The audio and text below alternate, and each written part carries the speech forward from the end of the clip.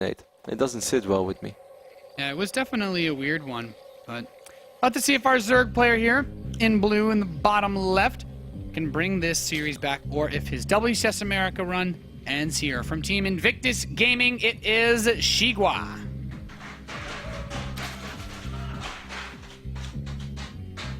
Xingua will go up against this Korean Protoss player spawning on the right top side of the map. It is his first time ever competing in any of the WCS regions. It is PigBaby.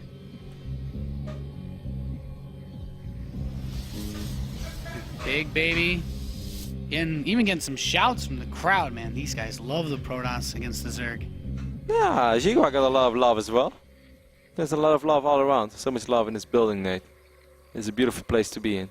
Look at this. This place is actually pretty beautiful. I'm really impressed with how everything's been set up. And it's been awesome to have people here to watch. And of course, all of you tuning in, sending tweets, your Kappas in the chat. Not just that, of course, if you guys are watching right now, if you're tuning in like, WCS America is back, and you're living in the Southern California area, and you love Red Bull, then you should definitely show up to our studio tomorrow. I believe the doors will open around 2:30 p.m., and you guys are all welcome. If you live in Southern California, just go for it, even if you live in San Diego. Battle your way through LA traffic like a boss. You show up at the studio. Watch some awesome StarCraft. Take some pictures. This might be your one unique chance to meet Le Tot in person. Le Tot alone is enough reason to drive for 2 hours. I would drive 2 hours for Tot. I'm not sure I would. I would. So this game, we have a completely different setup from PigBaby. Nexus first into Gateway. This is something that Le Tot had talked about earlier as a greedy but increasingly common playstyle. And against Xingua's double hatchery before spawning pool, we got ourselves a macro game here. Yeah, this is different though. Like normally Xingua doesn't do this very often, and that makes me happy. What is Todd tweeting? He says, Xingua used to be Rabbit, and now he's facing Check 5's Pig's love child. Who will take it? Tune in and find out. Oh, of course, because of PigBaby. I was wondering where I was going to go with this. I was like, is PigBaby really good friends with Pig? And I was like, wait, it's double Pig. Like, aren't they close to being the same age? Like, how is that even possible? That is funny. Johan is a clever one. Not just incredibly handsome and good at StarCraft. He's also very, very clever. What a guy. What a guy.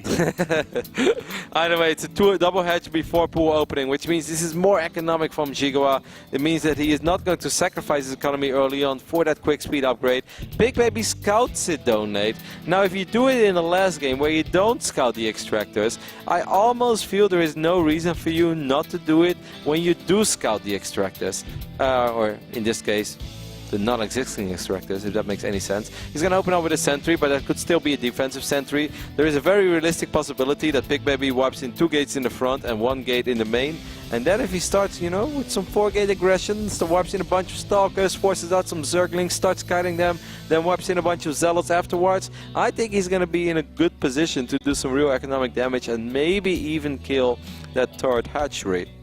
No, it's a 4th, so I'm completely wrong. Bam. So, happens. I mean, if you go for a Forge, and if he does try to do something like a 3rd Nexus because there is no gas, he could set himself up for a 3-base +2 Blink maybe, which has been pretty popular. That is. We might see 2 more. Yeah, no, you're spot on. That's as far as my predictions for this match would ever go. Well, it might be much more accurate than mine. There's a very good possibility we do see 2 gateways go up in the front. And then we see him research +1. He's moving out with 3 gateways, try to put on some pressure while going up to 3 bases behind that, then getting the Twilight Console. That is a very realistic scenario. So this Overlord's going to come into the main base. Of course, Xingua would like to know what his opponent is up to. Makes a reasonable amount of sense. Yep, he would love to see that +1. And he is going to see it. This no, Sentry, I'm not sure.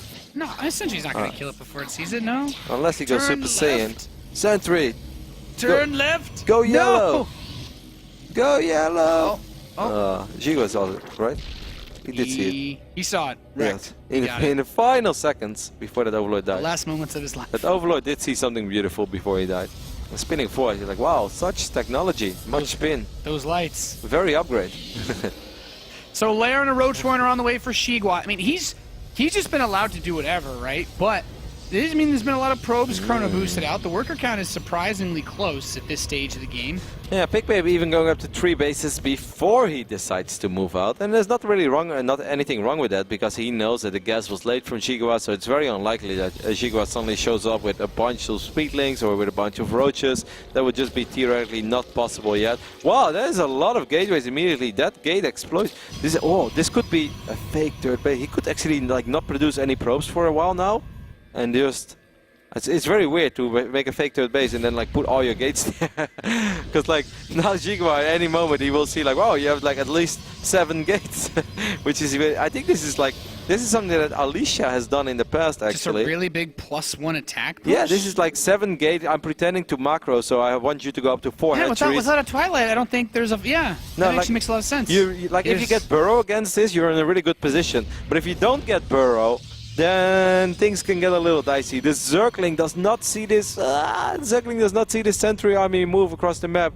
Xingua is producing a lot of units though, so he's onto something. But he needs Burrow. Without Burrow, I think it's going to be really hard against all these force fields and this fake third base from PigBaby.